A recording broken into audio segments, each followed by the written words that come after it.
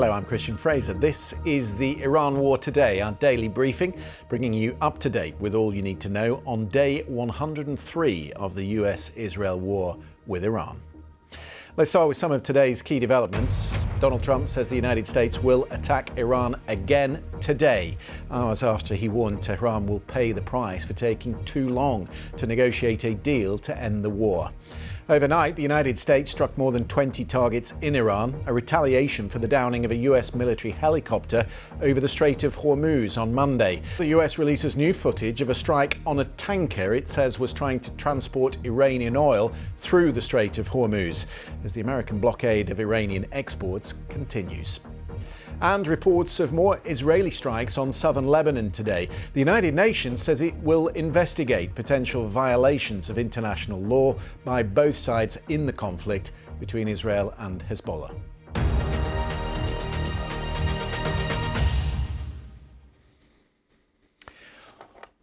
Well, let us start, shall we, with the renewed threat from the US president, who said the United States will launch more strikes on Iran today, vowing to hit them very hard. Overnight, the two sides exchanged a fresh wave of strikes, the US retaliating to the downing of one of their helicopters by Iran over the Persian Gulf. The US says it struck Iranian air defense systems, ground control stations and radar sites, while Iranian forces struck back, launching strikes on 21 US military bases across the Middle East. It's unclear how many of those missiles may or may not have been intercepted by air defenses.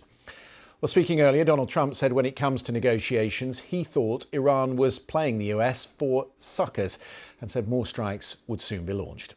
We hit them hard yesterday, and we're going to hit them again hard today, in case you miss it, in case you don't turn on your television set. And we'll see what happens with the deal. We were really close to a deal, but they keep tapping us along. They keep playing us for suckers because, you know what?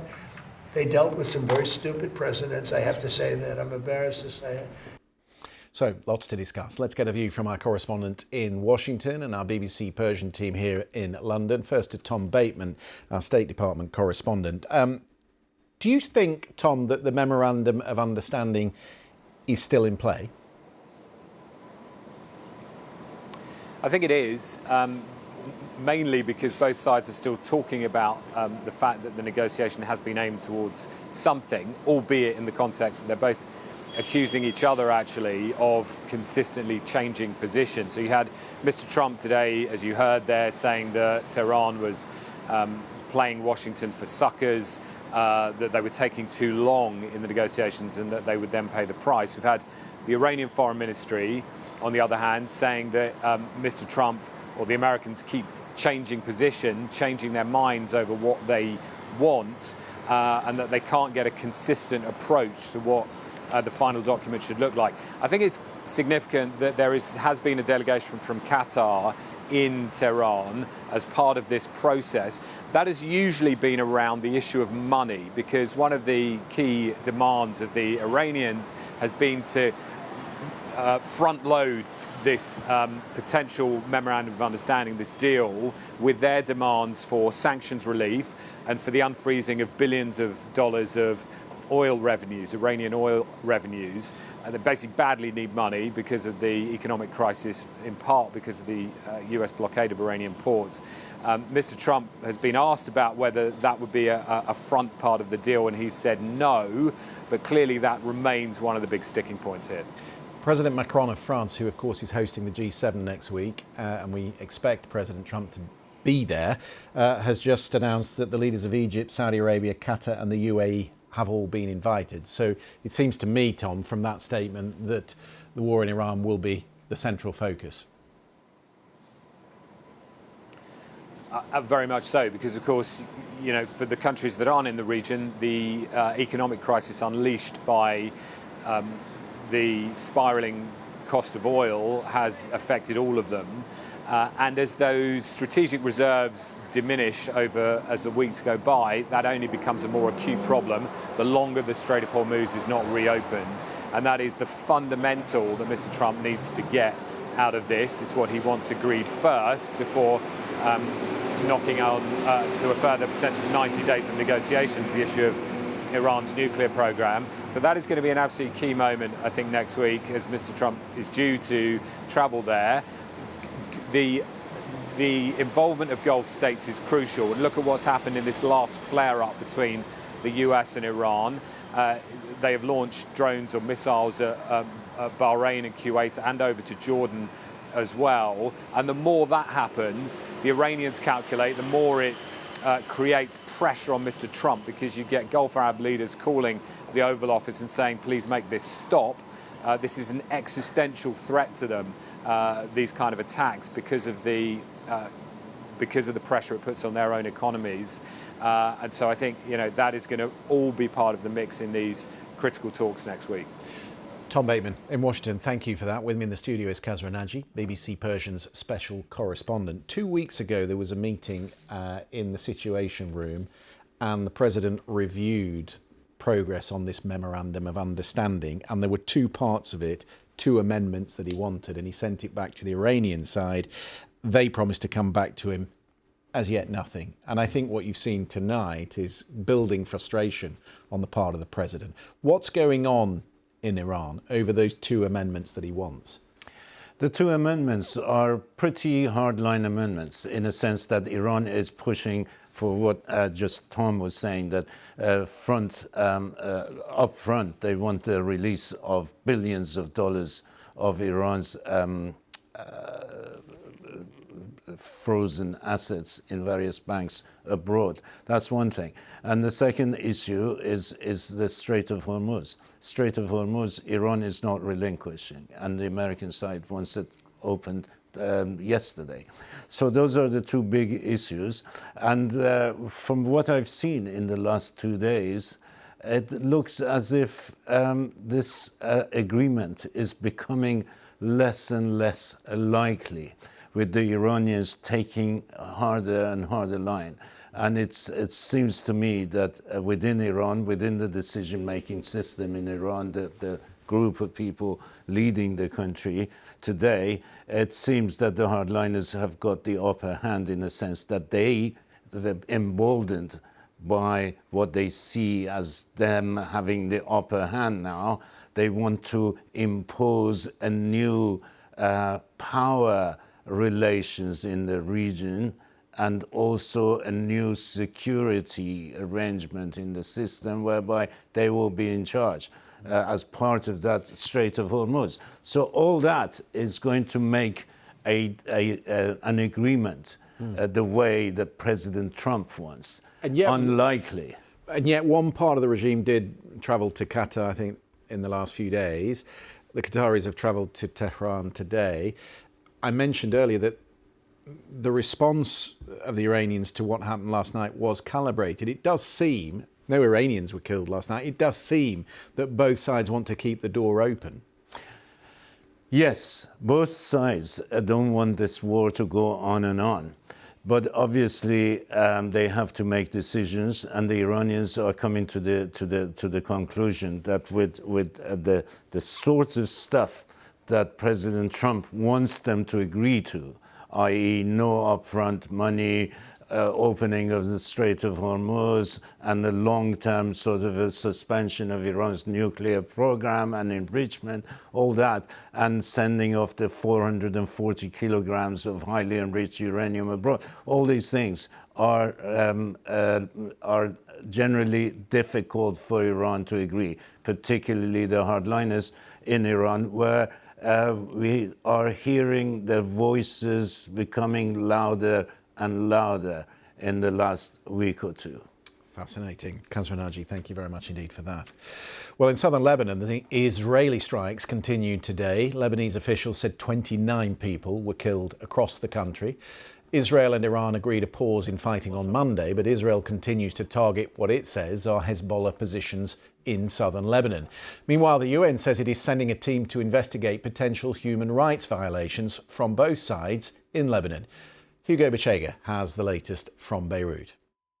It was another violent day in southern Lebanon with intense Israeli airstrikes, and it was particularly violent in the region of Tyre, where for hours rescuers searched the rubble of collapsed buildings for possible survivors. The city of Sidon was also hit. This is a city that is hosting a large number of families that have been displaced because of the war and has been relatively spared from large-scale Israeli airstrikes. Now, Israel says it is targeting infrastructure, people linked to Hezbollah. It says its war in Lebanon continues, rejecting those efforts by Iran of trying to link the situation here to the ceasefire there. And it has also rejected those threats by Iran of more attacks on Israel if it continued with the war here in Lebanon.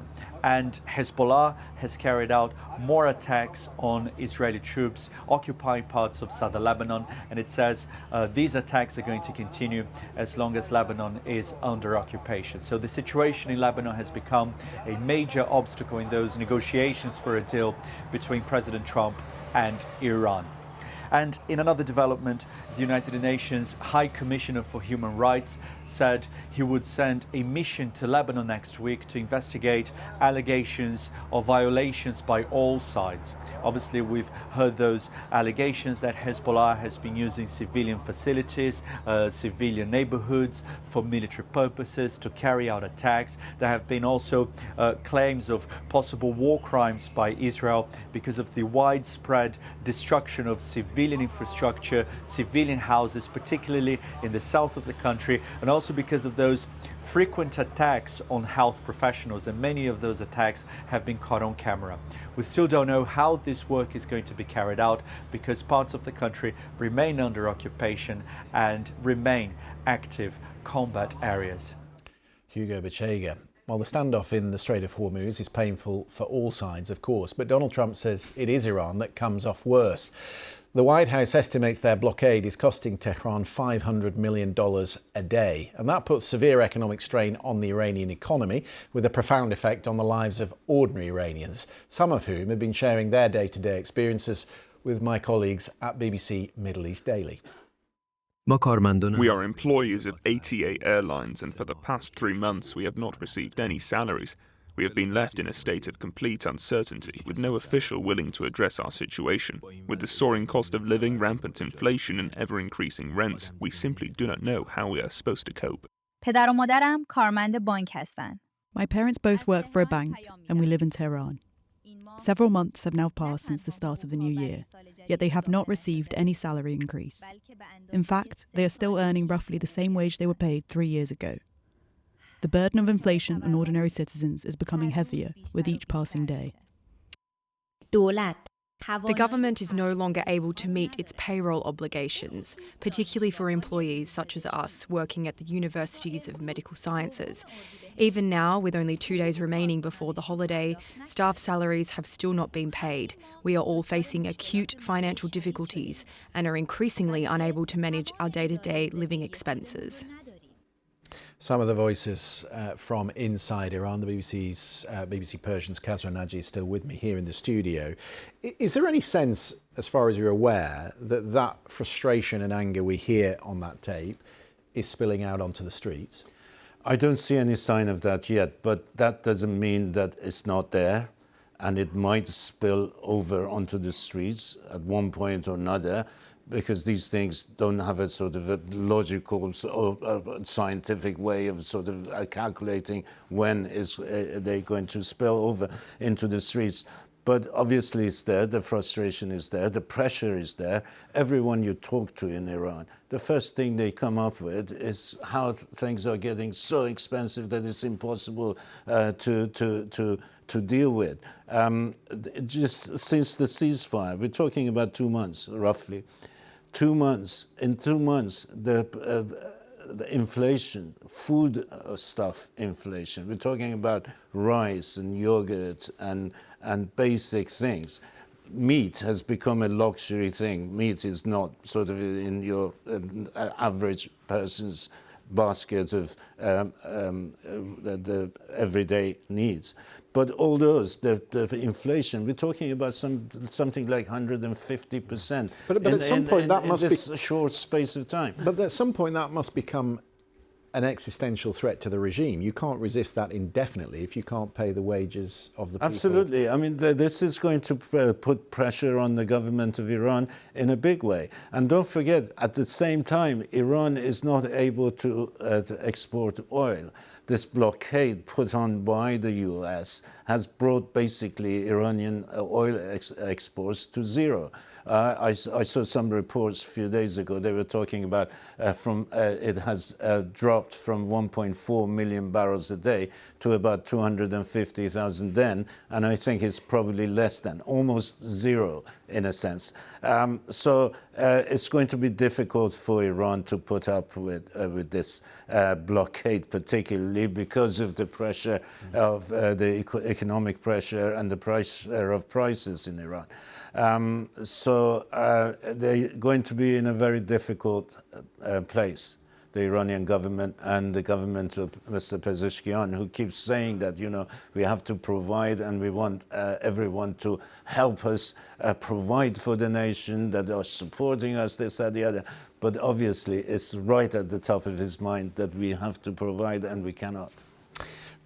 Khazra, always good to get your thoughts. Thank you very much for that. Whether you are joining us on YouTube, TikTok, Sounds, radio or TV, thanks for your time for this edition of the Iran War Today. We'll be back same time tomorrow. Do join us for that.